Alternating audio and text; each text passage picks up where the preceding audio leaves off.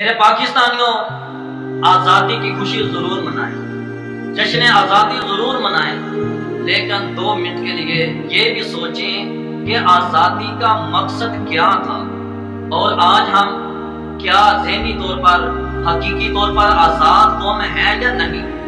سارا سال ہم ملکی اختلافات کی جنگ لڑتے ہیں، سارا سال ہم قانون کی جنگ لڑتے ہیں، انصاف کی جنگ لڑتے ہیں، بے روزگاری کی جنگ لڑتے ہیں، مہنگائی کی جنگ لڑتے ہیں، کرپشن کی جنگ لڑتے ہیں، اور جب 14 اگست آتی ہے تو آزادی وطن، آزادی پاکستان کی خوشی مناتے ہیں۔ کیا ہم حقیقی طور پر آزاد ہیں؟ کیا ہم یہ حق رکھتے ہیں کہ آزادی پاکستان کی خوشی منائیں؟ پاکستان مارز وجود میں کیوں آیا تھا؟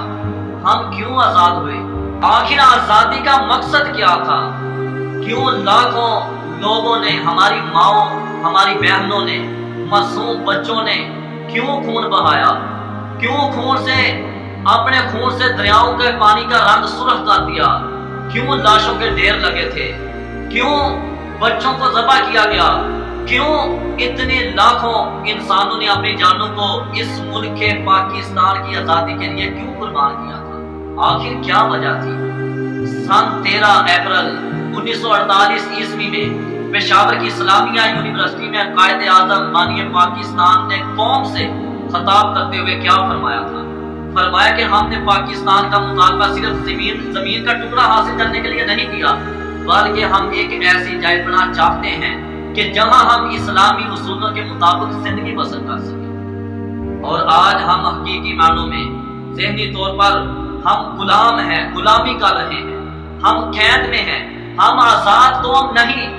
ہمارے ملک کی مسائل تو ذرا دیکھو، ادھر کیا ہے، ملک کی معیشت کو دیکھو، ملک کی کامیابی ترقی کے بارے میں تو ذرا سوچ کے دیکھو کہ ہم کیا کر رہے ہیں، کدھر جا رہے ہیں۔ ہمارا ملک کتنا نیچے ڈوب چکا ہے اور ہم آزادی پاکستان کی خوشی منا رہے ہیں۔ ہمیں ترقی کے بارے سوچنا ہوگا، ہمیں پاکستان کی کامیابی کے بارے میں سوچنا ہوگا، ہمیں غربت، مہنگائی، یہ کرپشن، یہ انصاف، یہ قانون، ان چیزوں کے بارے میں سوچنا ہوگا۔ اور اگر آج بھی ہم دیکھیں تو ہم وہ قوم ہیں کہ جو بے روزگاری، مہنگائی، کرپشن، بے انصافی، پھر اسی طرح ملکی کئی مسائل کی وجہ سے ہم قید میں ہیں، آزاد قوم نہیں۔